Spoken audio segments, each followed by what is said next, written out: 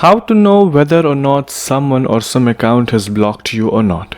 Well, in this video I will show you exactly how to find out that.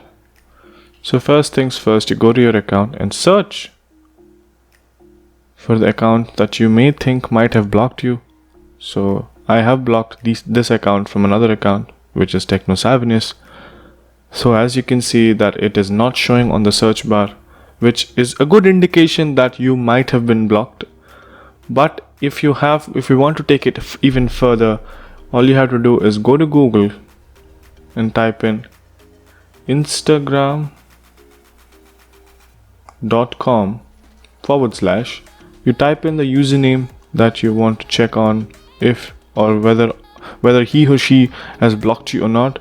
So as you can see, instagram.com/ the username of that account, and once you click on next, you can see that the account exists. But when you search on your account, it doesn't exist, which is a clear indication that you have been blocked. Please make sure you like the video, comment down below if you have any questions or if you have any ideas on new videos, and as always, make sure you subscribe to the channel, and yeah, bye bye.